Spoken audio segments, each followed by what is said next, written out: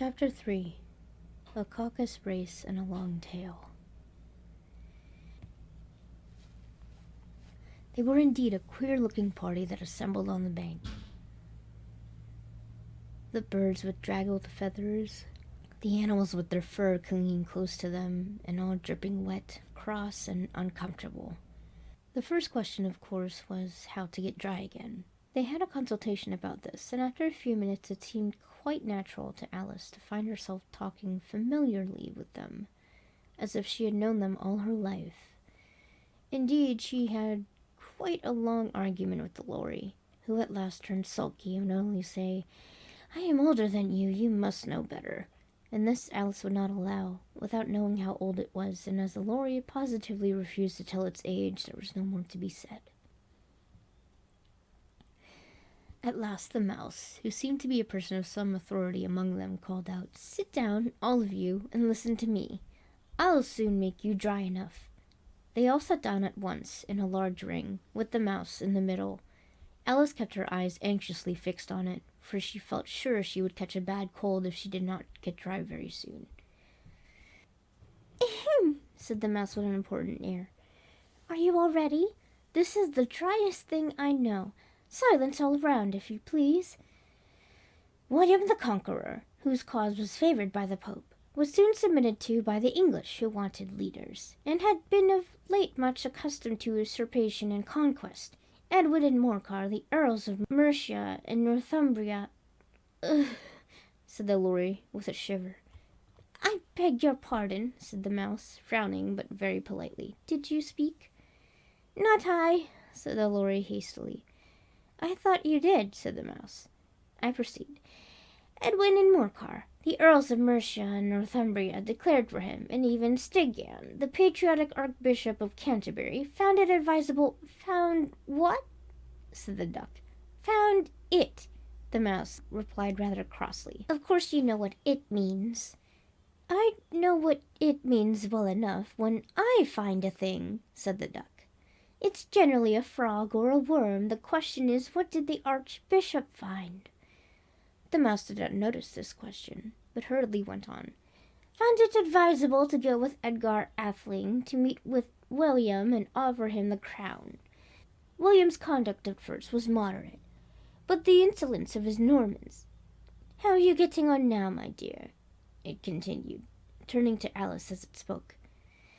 "As wet as ever," said Alice in a melancholy tone. "It doesn't seem to dry me at all." "In that case," said the dodo, solemnly rising to its feet, "I move that the meeting adjourn for the immediate adoption of more energetic remedies." "Speak English," said the eaglet. "I don't know the meaning of half those long words, and what's more, I don't believe you do either." And the eaglet bent down its head to hide a smile. Some of the other birds tittered audibly.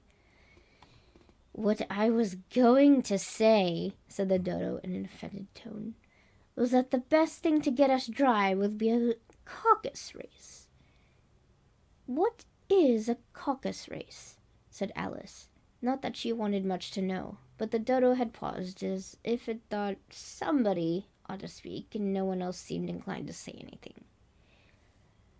"Why," said the dodo, "the best way to explain it is to do it. And as you might like to try the thing yourself some winter day, I will tell you how the dodo managed it. First it marked out a race course in a sort of circle. The exact shape doesn't matter, it said. And then all the party were placed along the course, here and there. There was no 1, 2, 3, and away, but they began running when they liked and left off when they liked, so that it was not easy to know when the race was over. However, when they had been running half an hour or so and were quite dry again, the dodo suddenly called out, "The race is over!" And they all crowded round it, panting and asking, "But who has won?" This question the dodo could not answer without a great deal of thought, and it sat for a long time with one finger pressed upon its forehead, the position which you usually see Shakespeare in the pictures of him, while the rest waited in silence. At last the dodo said, "Everybody has won, and all must have prizes." "Why, she, of course," said the dodo, pointing to Alice with one finger, and the whole party at once crowded round her, calling out in a confused way, "Prizes! Prizes!"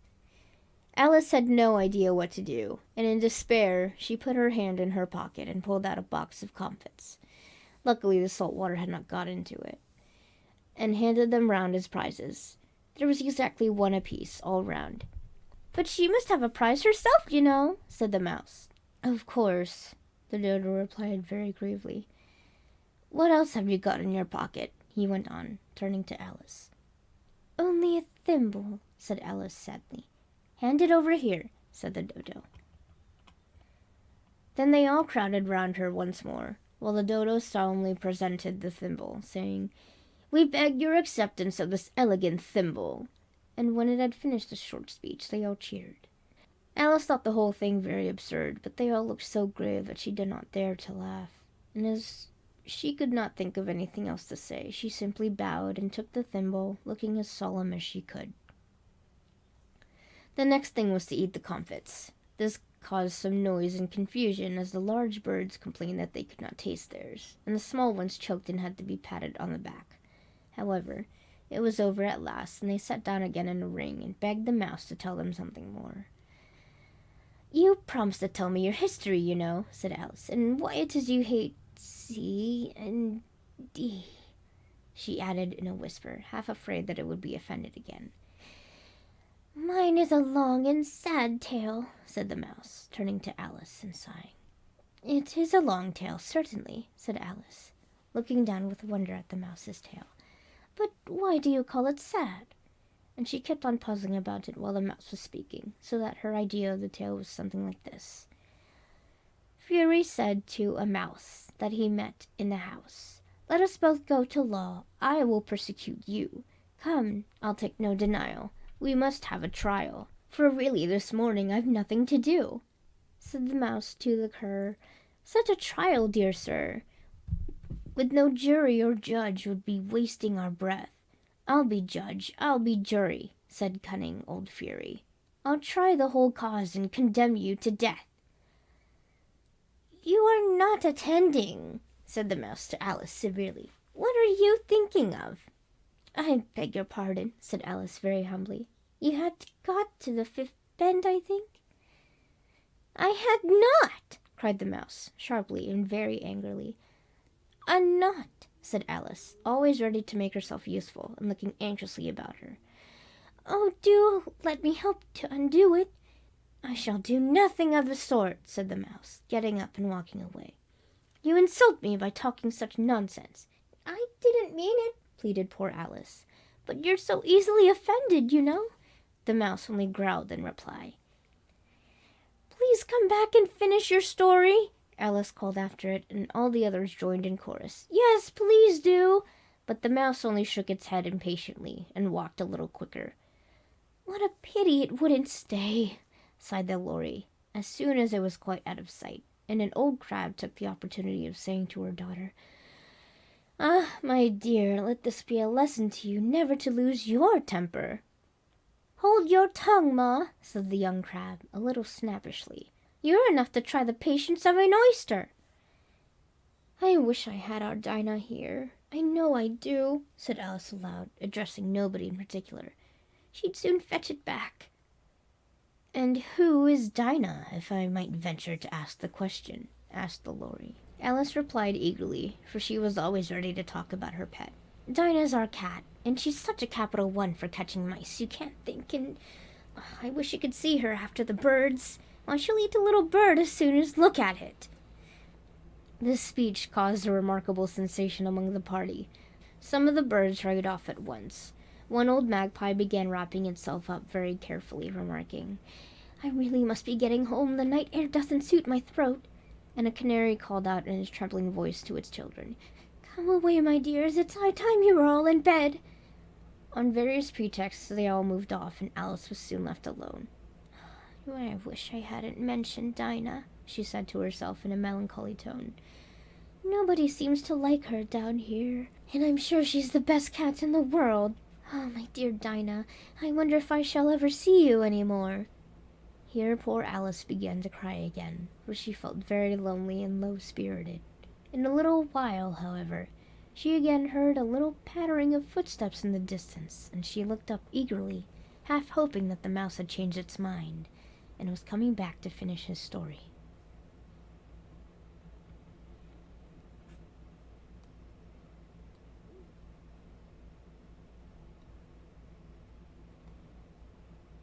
Chapter 4. The Rabbit Sends in a Little Bill. It was the White Rabbit, trotting slowly back again, and looking anxiously about as it went, as if it had lost something, and she had heard it muttering to itself, the Duchess, oh my dear paws, oh my furs and whiskers, she'll get me executed as sure as ferrets are ferrets. Where can I have dropped them, I wonder?" Alice guessed in a moment that it was looking for the fan and a pair of white kid gloves, and she very good-naturedly began hunting about for them, but they were nowhere to be seen. Everything seemed to have changed since her swim in the pool, and the great hall, with the glass table and the little door, had vanished completely. Very soon the rabbit noticed Alice, as she went hunting about, and called out to her in an angry tone, "Why, Mary Ann, what are you doing out here? Run home this instant and fetch me a pair of gloves and a fan. Quick now!" And Alice was so much frightened that she ran off at once in the direction it pointed to without trying to explain the mistake it had made. "He took me for his housemaid," she said to herself as she ran. "How surprised he'll be when he finds out who I am. But I'd better take him his fan and gloves, that is, if I can find them." As she said this, she came upon a neat little house, on the door of which was a bright brass plate with the name W. Rabbit engraved upon it. She went in without knocking, and hurried upstairs in great fear lest she should meet the real Mary Ann, and be turned out of the house before she had found the fan and gloves. "How queer it seems," Alice said to herself, "to be going messages for a rabbit. I suppose Dinah will be sending me on messages next." And she began fancying the sort of thing that would happen. "Miss Alice, come here directly and get ready for your walk." "Coming in a minute, nurse, but I've got to watch this mouse hole till Dinah comes back and see that the mouse doesn't get out." "Only I don't think," Alice went on, "that they'd let Dinah stop in the house if it began ordering people about like that." By this time she had found her way into a tidy little room with a table in the window, and on it, as she had hoped, a fan and 2 or 3 pairs of tiny white kid gloves. She took up the fan and a pair of the gloves, and was just going to leave the room, when her eye fell upon a little bottle that stood near the looking-glass. There was no label this time with the words "Drink me," but nevertheless she uncorked it and put it to her lips. "I know something interesting is sure to happen," she said to herself, "whenever I eat or drink anything, so I'll just see what this bottle does. I do hope it'll make me grow large again, for really I'm quite tired of being such a tiny little thing." It did so indeed, and much sooner than she had expected. Before she had drunk half the bottle, she had found her head pressing against the ceiling, and had to stoop to save her neck from being broken. She hastily put down the bottle, saying to herself, "That's quite enough. I hope I shan't grow any more. As it is, I can't get out at the door. I do wish I hadn't drunk quite so much." Alas, it was too late to wish that. She went on growing, and very soon had to kneel down on the floor. In another minute there was not even enough room for this, and she tried the effect of laying down with one elbow against the door, and the other arm curled around her head. Still she went on growing, and as a last resource, she put one arm out of the window and one foot up the chimney, and said to herself, "Now I can do no more, whatever happens. What will become of me?" Luckily for Alice, the little magic bottle had now its full effect, and she grew no larger. Still, it was very uncomfortable, and as there seemed to be no sort of chance of her ever getting out of the room again, no wonder she felt unhappy. It was much pleasanter at home, thought poor Alice, when one wasn't always growing larger and smaller and being ordered about by mice and rabbits. I almost wish I hadn't gone down that rabbit hole, and yet it's rather curious, this sort of life. I do wonder what can have happened to me. When I used to read fairy tales, I fancied that kind of thing never happened, and now here I am in the middle of one. There ought to be a book written about me, that there ought. And when I grow up, I'll write one, but I'm grown up now," she added in a sorrowful tone. "At least there's no room to grow up any more here." But then, thought Alice, shall I never get any older than I am now? That'll be a comfort one way, never to be an old woman, but then always to have lessons to learn. Oh, I shouldn't like that. Oh, you foolish Alice, she answered herself. How can you learn lessons in here? Why, there's hardly room for you, and no room at all for any lesson books. And so she went on, taking first one side and then the other, and making quite a conversation of it altogether. But after a few minutes she heard a voice outside and stopped to listen. "Marianne! Marianne!" said the voice. "Fetch me my gloves this moment." Then came a little pattering of feet on the stairs. Alice knew it was the rabbit coming to look for her, and she trembled till she shook the house, quite forgetting that she was now 1,000 times as large as the rabbit, and had no reason to be afraid of it. Presently the rabbit came up to the door and tried to open it, but as the door opened inwards and Alice's elbow was pressed hard against it, that attempt proved a failure. Alice heard it say to itself, "Then I'll go round and get in at the window." "That you won't," thought Alice, and after waiting till she fancied she heard the rabbit just under the window, she suddenly spread out her hand and made a snatch in the air. She did not get hold of anything, but she heard a little shriek and a fall and a crash of broken glass, from which she concluded that it was just possible it had fallen into a cucumber frame or something of the sort. Next came an angry voice, the rabbit's. "Pat! Pat! Where are you?" And then a voice she had never heard before. "Sure then I'm here, digging for apples, your honor." "Digging for apples indeed," said the rabbit angrily. "Here, come and help me out of this." Sounds of more broken glass. "Now tell me, Pat, what's that in the window?" "Sure, it's an arm, your honor." He pronounced it arm. "An arm, you goose! Who ever saw one that size? It fills the whole window." "Sure it does, your honor, but it's an arm for all that." "Well, it's got no business there, at any rate. Go and take it away." There was a long silence after this, and Alice could only hear whispers now and then, such as, "Sure, I don't like it, your honor, at all. Do as I tell you, you coward." And at last she spread out her hand again, and made another snatch in the air. This time there were 2 little shrieks and more sounds of broken glass. "What a number of cucumber frames there must be," thought Alice. "I wonder what they'll do next. As for pulling me out of the window, I only wish they could. I'm sure I don't want to stay in here any longer." She waited for some time without hearing anything more. At last came a rumbling of little cartwheels and the sound of many good voices all talking together. She made out the words, "Where's the other ladder?" "Why, I hadn't to bring but one. Bill's got the other." "Bill, fetch it here, lad." "Here, put 'em up at this corner." "No, tie 'em together first. They don't reach half high enough yet." "Oh, they'll do well enough. Don't be particular." "Here, Bill, catch hold of this rope." "Will the roof bear?" "Mind that loose slate." "Oh, it's coming down. Heads below!" A loud crash. "Now who did that?" "It was Bill, I fancy." "Who's to go down the chimney?" "Nay, I shan't. You do it." "That I won't, then. Bill's got to go down." "Here, Bill, the master says you've got to go down the chimney." "Oh, so Bill's got to come down the chimney, has he?" said Alice to herself. "Why, they seem to put everything upon Bill. I wouldn't be in Bill's place for a good deal. This fireplace is narrow, to be sure, but I think I can kick a little." She drew her foot as far down the chimney as she could, and waited till she heard a little animal. She couldn't guess what sort of animal it was, scratching and scrambling about in the chimney close above her.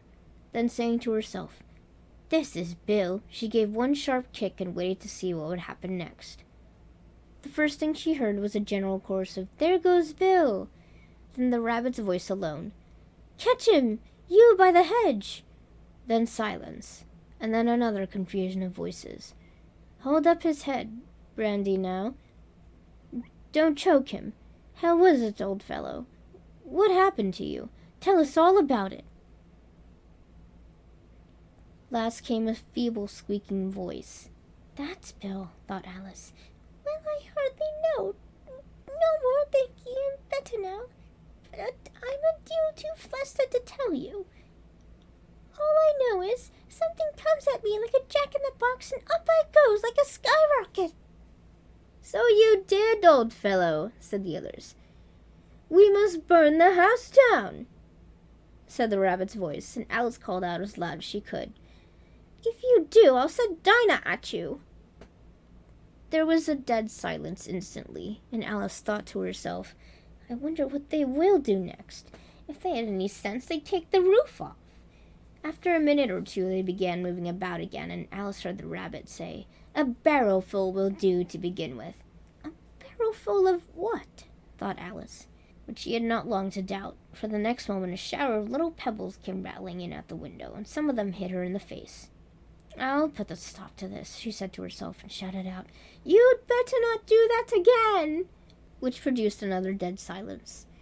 Alice noticed with some surprise that the pebbles were all turning into little cakes as they lay on the floor, and a bright idea came into her head. "If I eat one of these cakes," she thought, "it's sure to make some change in my size. And as it can't possibly make me larger, it must make me smaller, I suppose." So she swallowed one of the cakes, and was delighted to find that she began shrinking directly. As soon as she was small enough to get through the door, she ran out of the house and found quite a crowd of little animals and birds waiting outside. The poor little lizard, Bill, was in the middle, being held up by 2 guinea pigs, who were giving it something out of a bottle. They all made it a rush at Alice the moment she appeared, but she ran off as hard as she could and soon found herself safe in a thick wood. "The first thing I've got to do," said Alice to herself as she wandered about in the wood, "is to grow to my right size again, and the second thing is to find my way into that lovely garden. I think that will be the best plan." It sounded like an excellent plan, no doubt, and very neatly and simply arranged. The only difficulty was that she had not the smallest idea how to set about it. And while she was peering about anxiously among the trees, a little sharp bark just over her head made her look up in a great hurry. An enormous puppy was looking down at her with large, round eyes, and feebly stretching out one paw, trying to touch her. "Poor little thing," said Alice in a coaxing tone, and she tried hard to whistle to it, but she was terribly frightened all the time at the thought that it might be hungry, in which case it would be very likely to eat her up in spite of all her coaxing. Hardly knowing what she did, she picked up a little bit of a stick and held it out to the puppy, whereupon the puppy jumped into the air off all its feet at once, with a yelp of delight, and rushed at the stick and made believe to worry it. Then Alice dodged behind a great thistle to keep herself from being run over, and the moment she appeared on the other side, the puppy made another rush at the stick and tumbled head over heels in its hurry to get a hold of it. Then Alice, thinking it was very like having a game of play with a cart horse and expecting every moment to be trampled under its feet, ran round a thistle again. Then the puppy began a series of short charges at the stick, running a very little ways forward each time and a long way back, and barking hoarsely all the while, till at last it sat down a good way off, panting, with its tongue hanging out of its mouth and its great eyes half shut. This seemed to Alice a good opportunity for making her escape, so she set off at once, and ran till she was quite tired and out of breath, until the puppy's bark sounded quite faint in the distance. "And yet what a dear little puppy it was," said Alice, as she leaned against the buttercup to rest herself, and fanned herself with one of the leaves. "I should have liked teaching it tricks very much. If only I'd been the right size to do it. Oh dear, I'd nearly forgotten that I've got to grow up again. Let me see, how is it to be managed? I suppose I ought to eat or drink something or other, but the great question is, what?" The great question certainly was what? Alice looked all round her at the flowers and the blades of grass, but she could not see anything that looked like the right thing to eat or drink under the circumstances. There was a large mushroom growing near her, about the same height as herself, and when she had looked under it, and on both sides of it, and behind it, it occurred to her that she might as well look and see what was on the top of it. She stretched herself up on tiptoe, and peered over the edge of the mushroom, and her eyes immediately met those of a large blue caterpillar that was sitting on the top, with its arms folded, quietly smoking a long hookah, and not taking the smallest notice of her, or of anything else.